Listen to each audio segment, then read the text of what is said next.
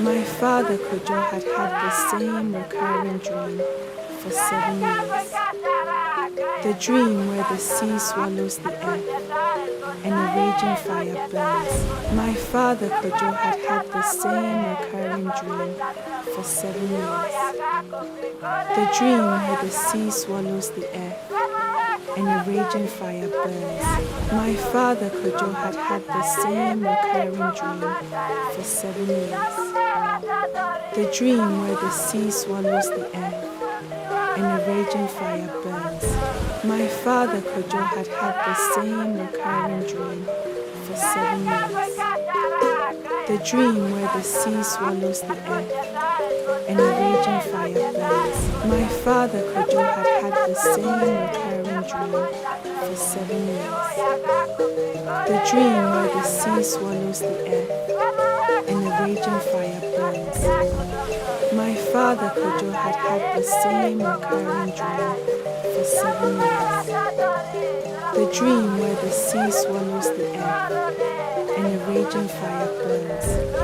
My father Kojo had had the same recurring dream for 7 years.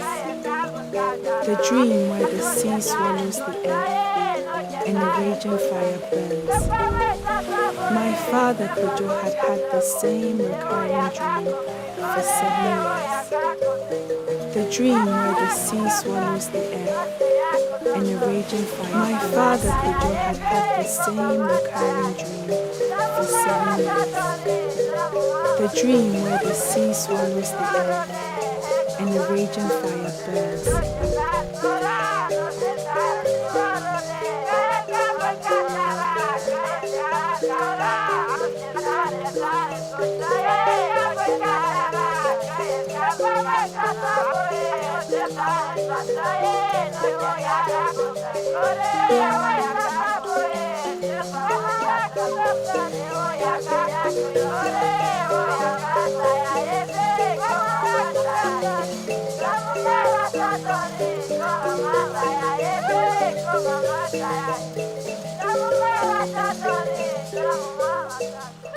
Imagine the following scenario. You have come up on a man busily engaged in constructing something with wood, bricks, cement, etc. He is mixing cement in a kitchen blender, digging holes with a spoon, nailing boards with a rock. He has already shattered 20, and so on. That might be your first reaction. What are you doing? Building a house? Isn't it obvious? The familiar salt. Right, you nod. What kind of house? Don't know, as he picks up some cement with a fork and pours it into the blender. Shouldn't you be using the right kind of equipment? You attempt to bring some sanity into the conversation. What do you mean? Can't you see that these are working fine? And how? You quip. Well, let me see your blueprint. A what? What is that? He drops everything and transfixes you with an honest, quizzical look. As you are by now begging for this scenario to end, I will end it. But it is not really the end, as it is a good replica of how most people conduct their lives.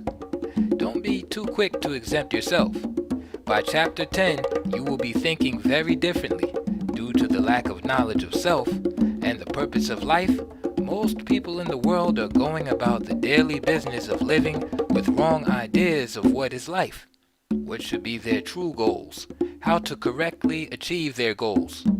There is not the slightest awareness that there ought to be, or that there actually exists a blueprint to guide our steps in life to the true fulfillment of our mission on earth. Such a blueprint is called a cosmogony. Cosmology, the study of cosmogony, has two fundamental goals. First, it provides an ordered and unified view of who and what is God, man, and the forces that administrate and sustain the world.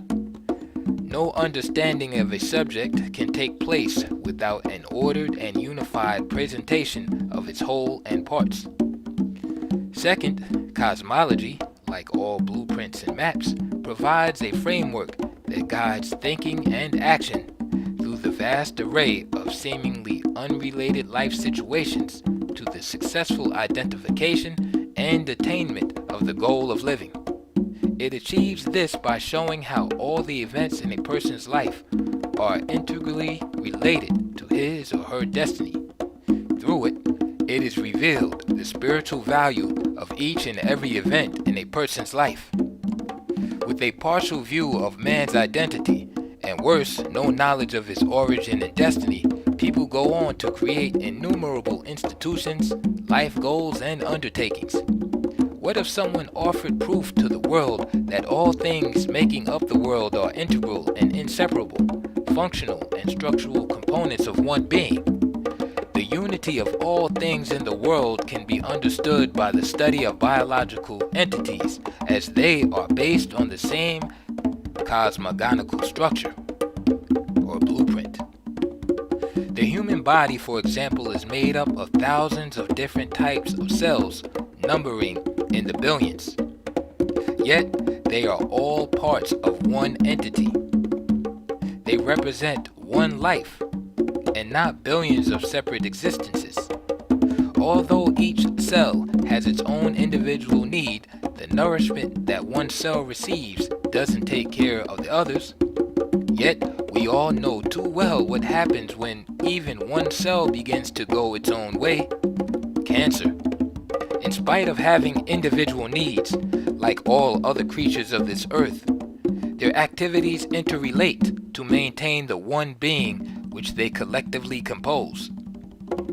But how do we know that all the cells in the body are integral parts of a whole? The answer is simple. Their interdependence, the harmony and order governing their interaction, and the fact that their individual activities can be shown to add up to the life of the whole they compose.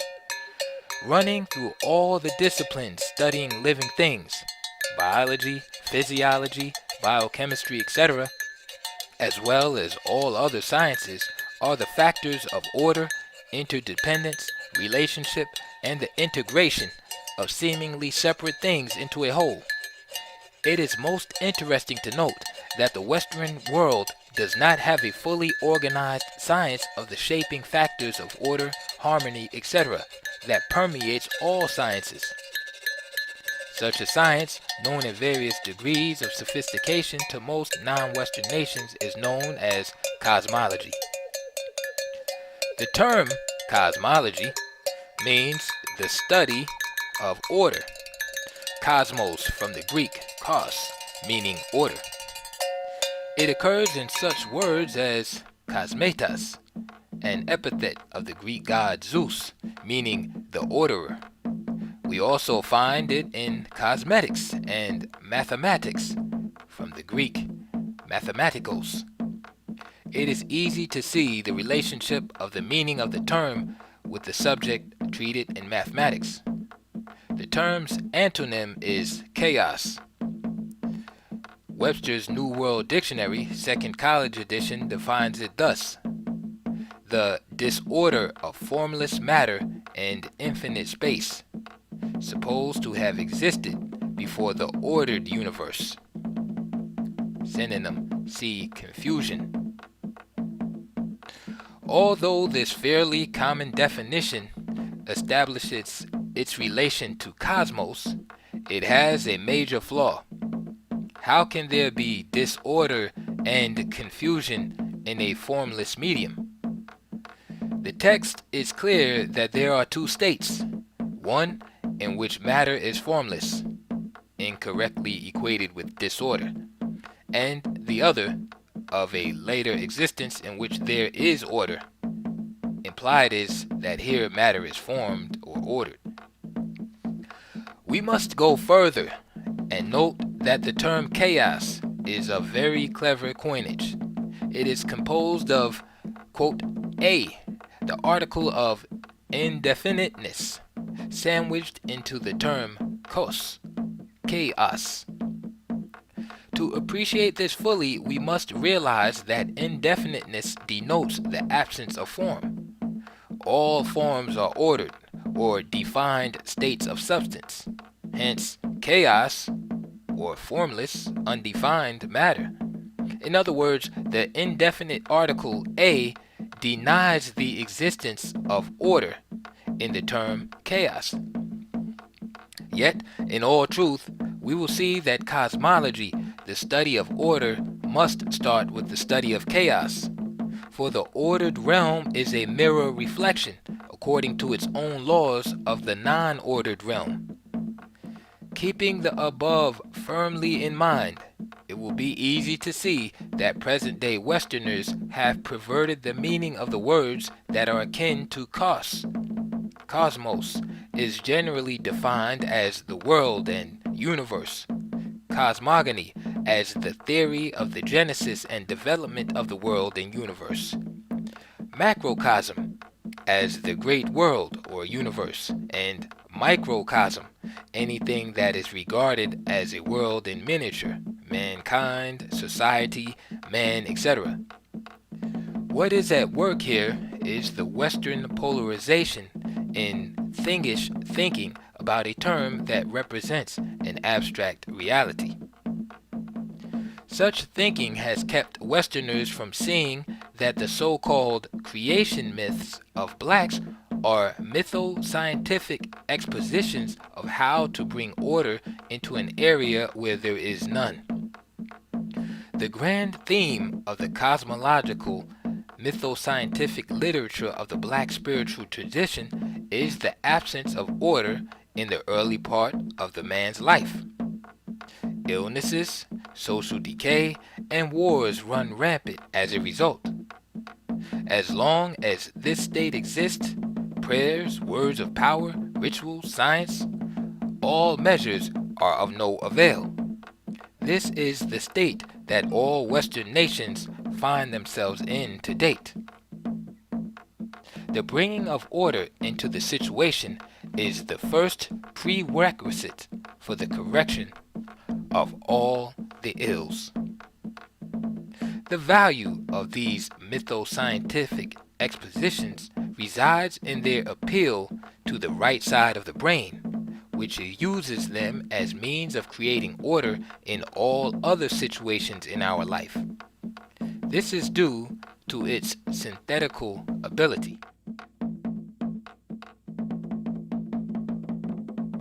Saudade, tristeza, ó Deus.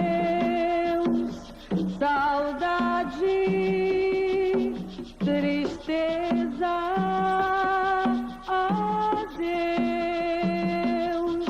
Amor, adeus, vida minha. Saudade, tristeza, adeus. From Bayswater to Bahia in Brazil, an offering to the Blessed Virgin Lemania and to the sea, a basket of flowers which cradle a celluloid doll, symbol of the Son of God.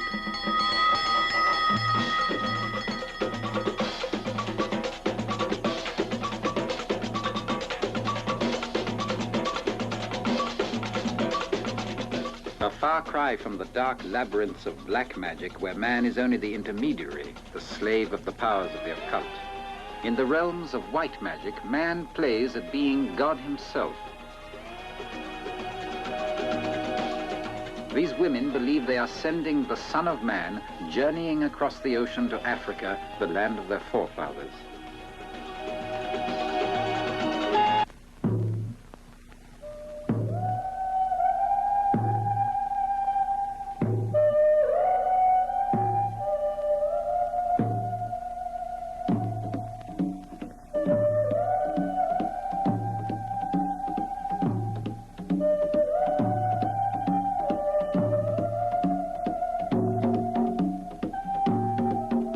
Right among the river and the rocks.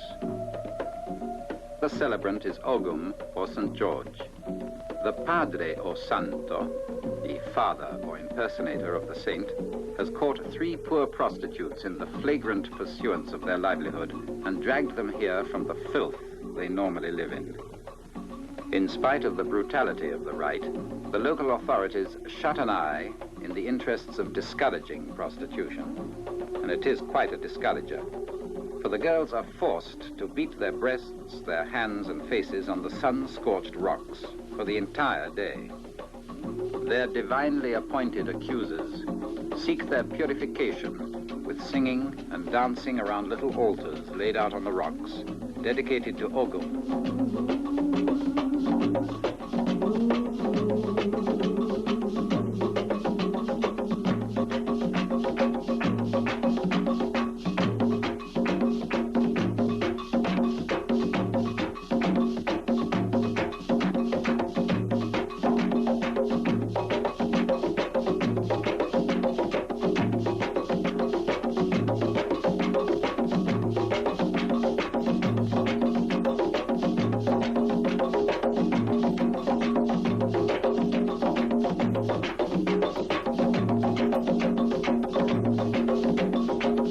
The body is cleansed. Suffering has raised the spirit above the humiliated, lacerated flesh. For Ogum regards sin as a canker in the blood of these nature-bound Brazilians, not as a short-circuiting of the conscience. The dancers droop. All night long, the three sinners must lie naked and shivering in the cold water of the torrent, while their brothers wait to help them ashore. Carnival, the 3 days of wild abandon when the Black Angels held grand Sabbath before the austerities of Lent. Year after year in Rio, there is a sort of municipal Sabbath where the fanatical gaiety, the explosion of all inhibitions, turned the city into a 3-day Walpurgis night. In Finland, we saw blood appear for the first time as a ritualistic element. In Rio, the blood ingredient erupts as riotous color, sex, drugs, and elements of the horrific, as in the ceremony of the Rasputin.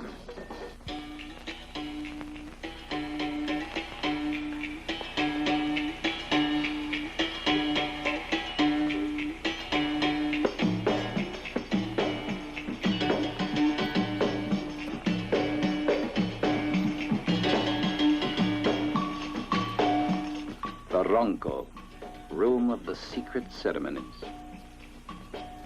Possessed by the spirit of the Saint Oxosse, or hypnosis to us, the novice Jiao is catulata, that is, her hair is cropped close to the scalp and then completely shaven by Padre o Santo, impersonator of the saint.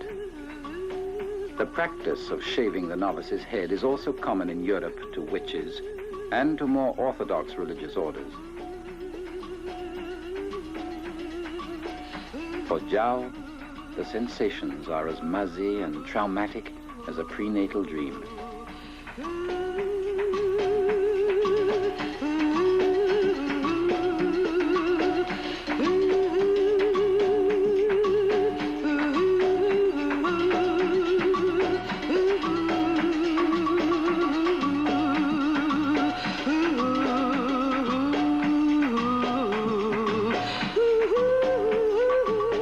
Shaving has converted Jiao's skull into a gleaming dome, a little human altar to be washed by the blood of a dove, an Angola hen, and a young goat, animals of sacrifice.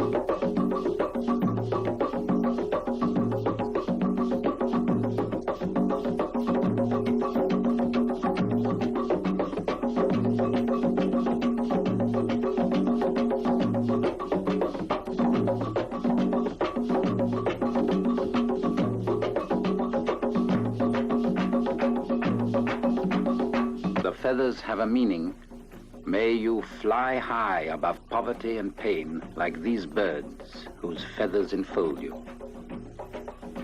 Here, folk religion brushes with the surrealist, for both try to lift the veil from the world of familiar objects.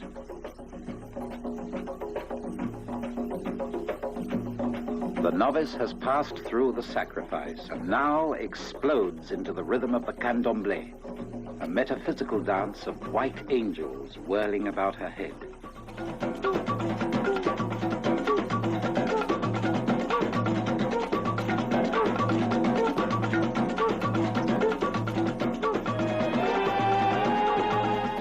She must wear 3 different cotton dresses representing the 3 souls of youth: puberty, adolescence, and young womanhood.